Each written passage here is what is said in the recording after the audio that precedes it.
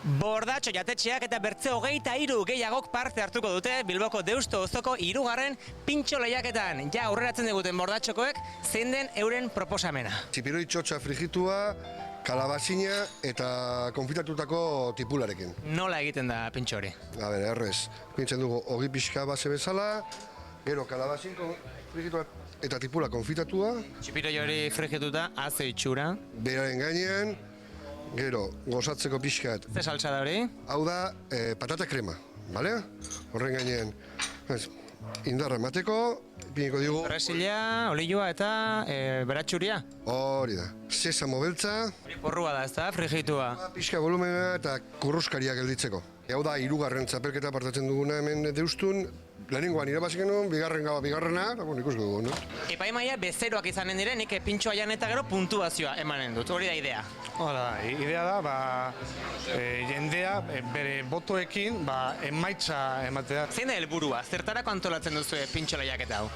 Bueno, jendea kalera ateratzea zen eta gainera ostalaritza sektore estrategikoa oso batentzat, deustorentzat gure kasuan.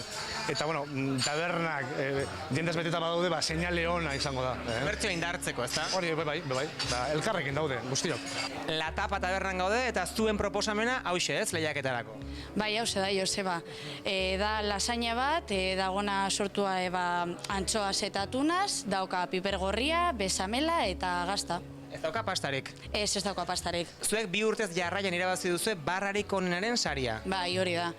Barra oso kuriosa daukagu, hainbat pintxo, oso berezia gainera, eta kuriosoak hori. La Tortilla tabernan gaude eta zuen proposamena ere ezagutu nahi dugu, zein da? Hau da gure pintxo berezia, brotxeta bat da, eta darama tomate txerri, indilla, gazta, pepinillo, piper gorria, kipulina, olioa eta sukaldaren sekretoa.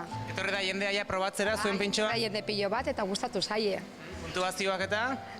Guk uste dugu ondo dagoela. Ez dakigu nork irabaziko duen pintxo txapelketa hau. Pinokuk erreportaje grabatzen, Jan eta Edan ederki egin dugu. Plazer, hutsa. Bilbotik, Joseba Olagarai, Euskal Herria zuzenean.